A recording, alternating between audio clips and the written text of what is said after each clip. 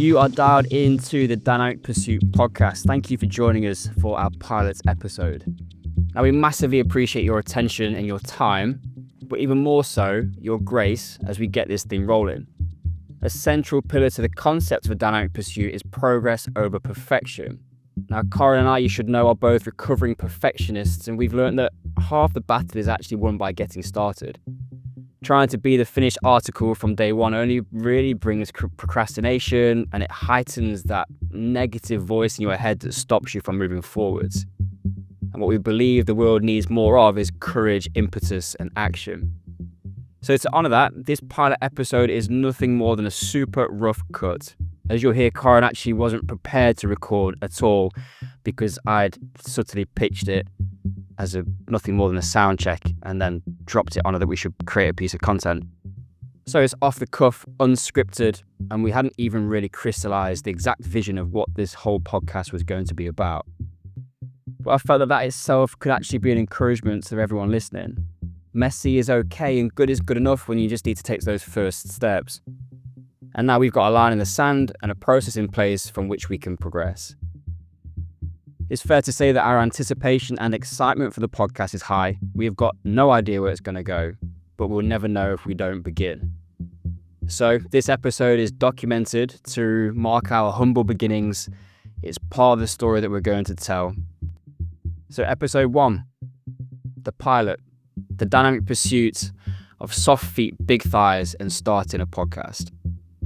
We're going to have some fun with the titles. I actually hope that the example of what we have done resonates as much as anything you might hear in the conversation. If it does, you can do one thing for me. Just come out to bat for us by subscribing and following the show. Let's get into the arena for today's conversation.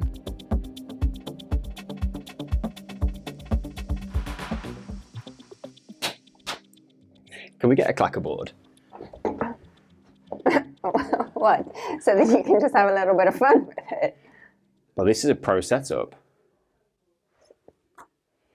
We never had one with school with calisthenics. So if you want it to be better than that. Starting hot. I mean, it's by default going to be better than that, Tim. Do you know why? Because you're in it? Yep. I like that. That was more confident than earlier.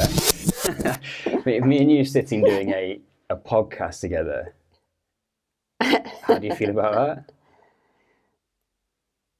Today's not a good day. Today I feel like I can't do it. It might not be a good day when you've got to record a podcast. That's happened to me before. You don't want to do it, but you got to do it. Why is it not a good day? I don't think I can do it. I don't think that's true. You've never tried, so you don't know. Great. The idea was, right, let me give you a little bit of context. I'm a newbie. So we've got a great studio, as you can see. We're like, let's just go and do a sound check. And then we started talking. Sounds good. Setup looks great. Let's create a piece of content. And it's going to be a real rough introduction to what we're doing, which is going to be launching our podcast and YouTube channel this year, which we're super excited about. We've been talking about it for a while. Yeah. The time has come to get into action. So, okay, but you're a seasoned person on camera, right? So I'm quite new to this. I'm the rookie in this space. I'll help you. So, right. Like when you're looking to the camera, do you look at the camera? Do you look slightly to the side so that it looks a little bit more natural? Or do you like... Well, this is interesting. The second take, right? So Corin is actually facing this way because she says, after the first take, she says, "I'll sit like this. My leg looks too big." Really, see, I don't have that problem. I wish I did. I wish I thought if I sit to the side, my legs will look big. I ain't got big legs. So now I'm going to sit it. Anyway, but how's this? No? No. But what you were supposed to say is, no, you haven't got big legs. Okay, thank you. You haven't got big legs. A little bit late for that one. They are strong though. We're going to keep it relatively, there's going to be a balance of structured conversations with other smart people, and then we'll also talk. And what we want to do is Sam's going to be on it. We're going to bring in, and there's a whole we've got a big plan. We've been brewing this idea for a while, so we're going to birth it. And what we're going to just talk about in today's episode, and Corin was like, maybe we should just kind of have a better plan. And I was like, let's just do the raw form. So I appreciate that this is not the finished product, but we just wanted to go, do you know what? Show you behind the scenes. Yeah, which is a little bit of insight into us, right? Like, I like to have a plan. And you're a little bit like, oh, let's just see how this goes. We're going to try it and see. We'll work it out as we go. So what we're going to talk about today is explain our thinking, because we haven't crystallized the exact kind of strapline or kind of vision of the podcast, other than its name, which I think we are pretty settled on. Do you want to announce the name? Oh, I don't know. That's Good ball. Grenade. Thanks. That's like podcast work. You got to be. While I'm talking, you're thinking. I need a little more eyes. Shout out Human 24. Do we need a drum roll or Let's something start like with that? a clackerboard. Anyway, Get drums and then maybe a sound desk at some point. like the if you want. Jumanji drums. Ooh. Ooh. I don't think you'll like the soundboard, because if you're saying something and I press like laughing, like, I've heard people do that on podcasts and it sounds awful. Or like clapping or something when a guest gets introduced, like canned laughter. I'm not doing that. No. Anyway, the name, shall we go with that? And we are thinking, no, not We thinking. are. We're committed. We're done, we're committed. I'm sick of thinking about the name. The dynamic pursuit. Well, we wanted to link it to the major focus of work that we do around dynamic shoulders and reconditioning, but also recognizing that we are seeing other people in our circle, outside of our circle, the problems and challenges that people are facing, particularly when we get to that stage, 35 onwards, where life just changes. I have this conversation with clients all the time that we somehow seem to have a reference point of how we should feel when we're training hard, which is anchored what we felt like when we were like 22, 23. But the problem being that the life stresses that you have at that point are way, way less than where they are when you get 35, 40, you throw kids in the mix, careers going well, social pressures, maybe your family situation, parents are aging. There's a whole lot of other stuff going on. But we still think we should be able to go to the gym, knock it out of the park every week and feel absolutely fine, not accounting for the rest of the stuff that's going on around the life. So the dynamic pursuit then references this point that we are always feeling like, and this is our story, that you are never actually at the point that you're trying to arrive at. There's never a stage where you go, I have done that thing, and then that's it. Well, there is maybe some time point events where people go, I'm going to run a marathon, I've done a marathon, I'm never doing a marathon again. Oftentimes what happens is people say, I'm going to do a marathon, I run a marathon, like, ooh, I can go faster. So now this dynamic pursuit is the recognition that we are never actually the finished article, the finished product, but we are always shifting and evolving to try and find the next different strategy or angle to get to where it is we want to be, and then play the next hand from that point. Yeah, and it's that concept, like, I mean, on that where you're always raising the bar, aren't you? So you hit something and then you want to either do it faster or do it, you want to be stronger or whatever. You keep raising the bar, wanting to hit that next marker, but also recognizing that, and the sort of dynamic side of it is that everything is interlinked, and if you're changing something in one area, that has a knock-on effect on everything else. And the impact of that is that it's constantly evolving. As you draw the string on the one side, then it's going to impact the other things, and it's that ripple effect.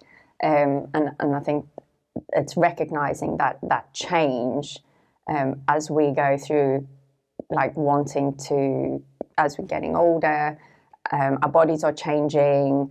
How do we want to feel not just now in this time that we're living in right now, but also how do we want to have an impact on where we're going to be in 5 years' time, 10 years' time, and the things that we can do to impact that in the future are the things that we're going to have to work on now. Love it. What are you dynamically pursuing at the moment? Ooh, that's a big one. I've never asked you that question. Like a good time while people are watching. I think for me, a big one at the moment is particularly around like strength, like muscle strength. You're very conscious of the looming birthday that you have, aren't you? That's definitely been something where you've gone, I see this opportunity that I need to be building strength and getting stronger. And fortunately, you've got a good strength training background, but you seem to turn that up a little bit because you almost can see you're doing exactly the right thing, going, I know what's coming and I'm going to prepare for it now rather than get smacked in the face by it and realise actually now it's too late. Is that fair? Yes. And I think like there's, especially for, like, I mean, I follow a lot of people on Instagram, like The Well, for example. So there's a lot more information out there, particularly for women around my age, going into like starting to think about, yes, I'm getting closer to perimenopause stage, and then later, obviously, that's going to go into menopause, and like the impact that's going to have on my body.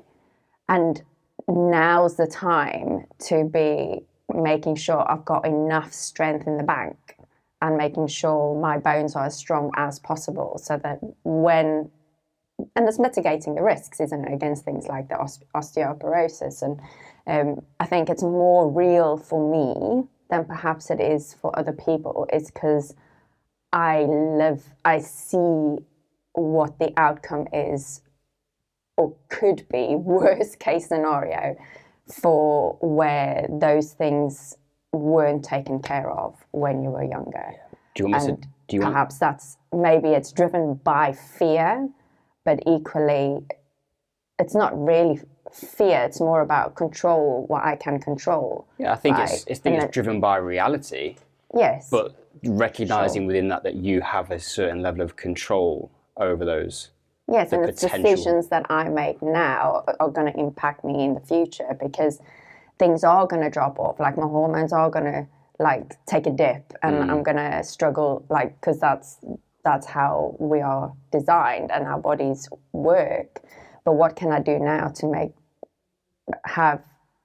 to try and ensure that my future, that I'm as strong as possible for the long term, right? Because it's only the curve, you're only going to start getting weaker. Yeah, and there's a load of layers to this one, and we'll come to this, I think, in a future episode in more detail. But there's been a very traumatic and significant event in our family, which has led this, with your mom particularly, to become such a prominent point of your decision making. Let's not go into that now because it'll take us down a rabbit hole.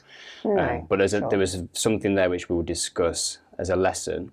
But I think also with our little girl Naomi is turning 4 on Saturday. But also like that knowledge of going, you know what do I need to model to her? What does she, I mean, she is going to be a ball breaker anyway. Like she's literally gonna. It's Naomi's birthday, International Women's Day. There's some kind of energy there that I think is going to manifest at some point. But she is a force. But it's also like just ingraining in her what is so important. We're going to do a specific episode on bones and bone health with Dr. Ian Varley, who's an absolute legend. But the importance of what happens, particularly for females, in their exposure to sport, exercise, bone loading activities, which sets them up as they develop the majority of their bone density during the first 20 years of their life, because that's going to see you through.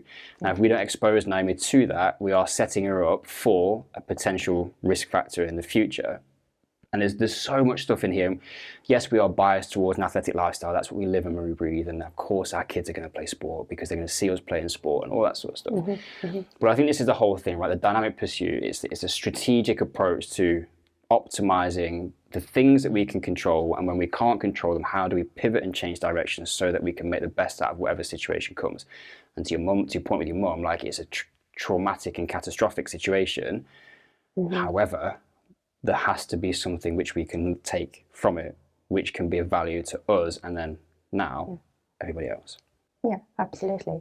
And I think on to that point with it's also about like the guests that we want to bring in, looking at some of that like myth busting as well, like some of the things that, you know, those the things that maybe were shared as the go-to, and there's a generation ahead of us that believe those to be true, that are perhaps not as helpful.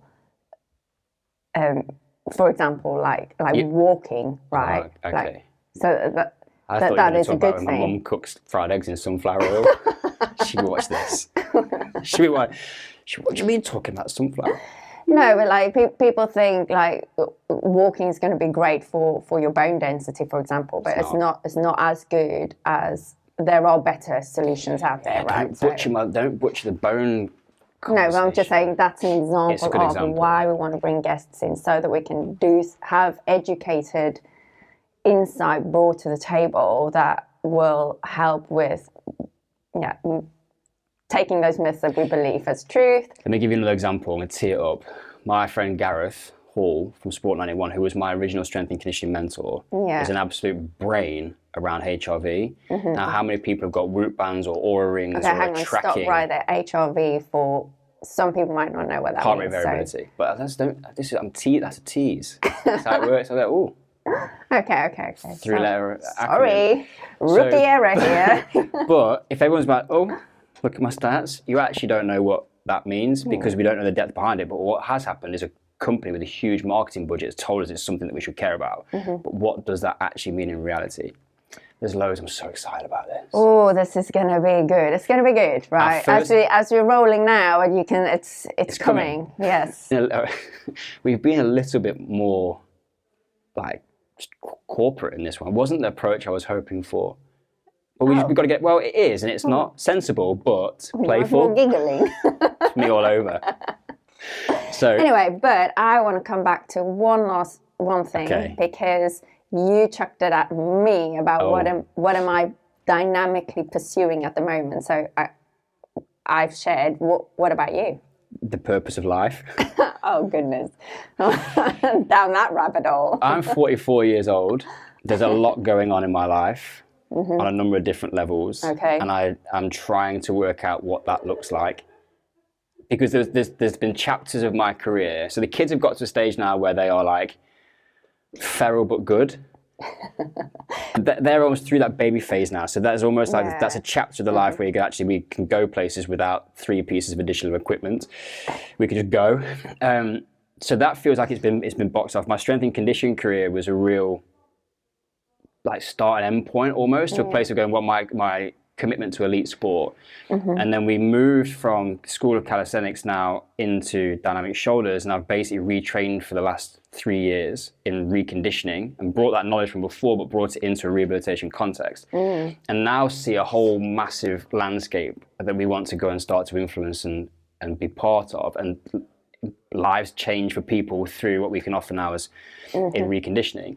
So as I think back on it, the purpose of life felt like a very cliche type answer, but it really is going, what is the direction for the second half of my life? At 44 years old, like, what does that want to look like? And what do I want it to look like? What's the impact we want to have? Because there's been lots that's gone on of varying levels of success across the years. And there's a few things that I really just want to kind of nail down. But trying to do that and still stay present in what's happening now, because I know that there's only a certain amount of the future that I can control, because stuff is going to happen as it has done before. We know there's things coming down the road as aging parents, and there's troubles to come, right? There's storms on the way.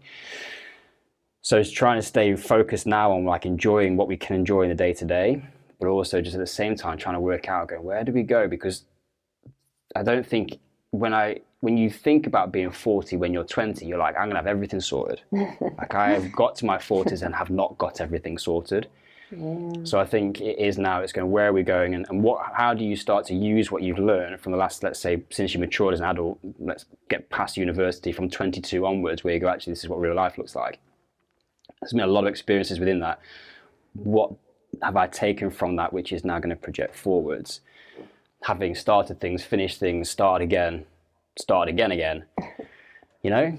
So there's a lot on my mind. And this is one of the things that I've said to you recently, that if we've had so much going on with the kids and with the startup business, that I just sometimes don't think I can think. Like my brain is just like, I can't cognitively process fast enough because they're dealing with a whole huge amount of stuff. So one of the things I'm excited about with going long form is it's always been this, and writing is such a good way to use to organize your thoughts and articulate and verbalize things, which as an external processor helps me to organize a relatively sometimes chaotic mind.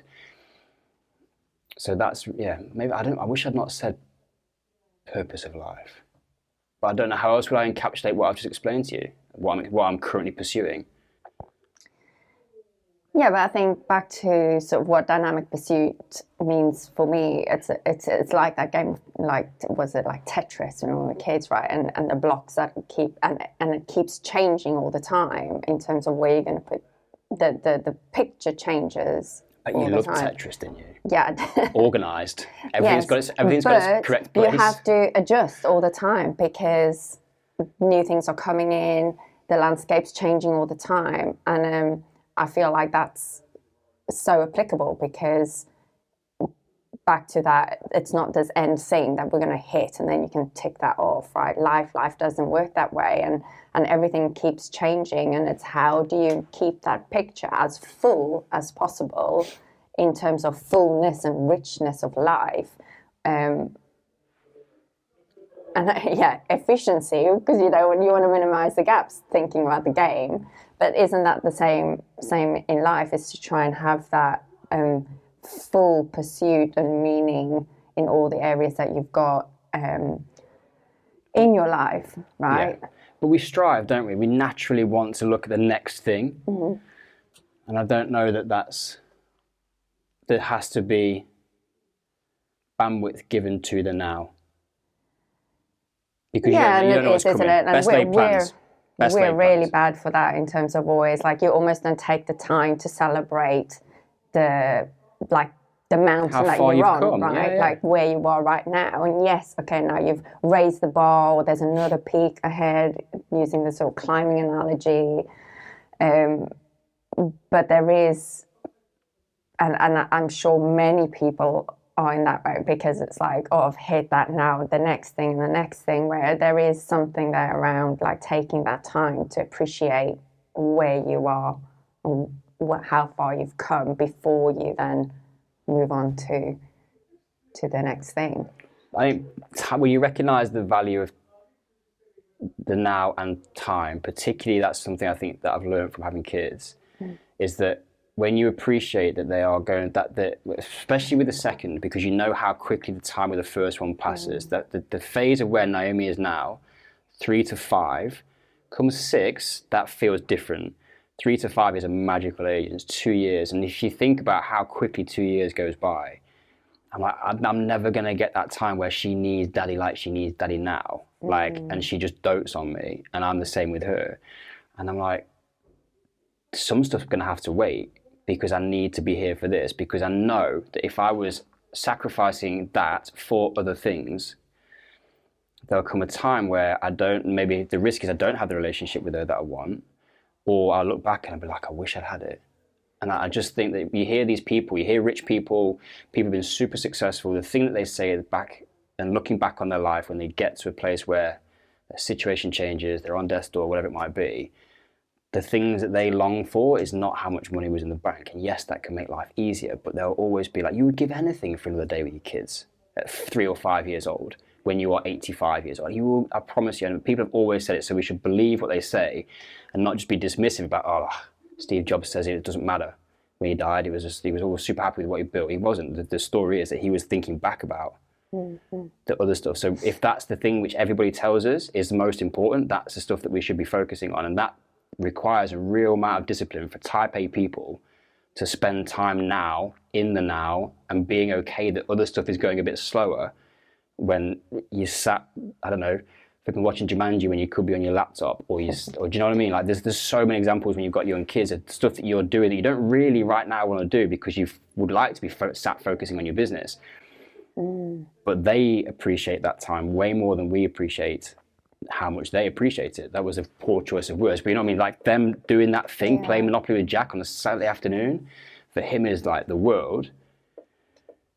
Even though I don't really want to play Monopoly with an 8-year-old. Anyway. Problem, one of the challenges of doing this as a husband and wife is that I have such a level of familiarity with you, the danger of an overshare, as somebody who is maybe in danger of oversharing a lot anyway, is probably, and then also being recorded in public. I'm going to have to be careful. I'm going to have to remember that they're there and I'm not just sat having a coffee with you. Well, it's about being shown. It's real though, right? It's real. It's authentic. Right. It's real, it's authentic, it's the truth.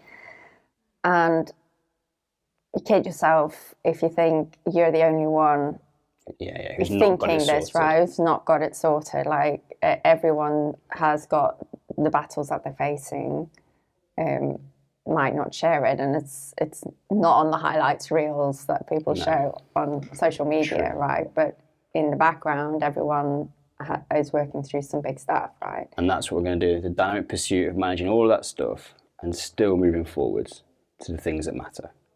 We need a strap line. I like that. What would I say? Right, let's get off. Anyway. This was a sound test. There you go, an insight into a conversation. We've not actually had that before, so that was cool. Well done. That's actually like your first podcast back. You've been a bit nervous about that. The best thing for you actually today would have been to have just gone, let's just go and record something. It's just, we don't have to put it out. And now we'll put it out because now you've done one. I'm not putting it out. You'll have to put it out because I probably won't. I'm a hell of a good coach.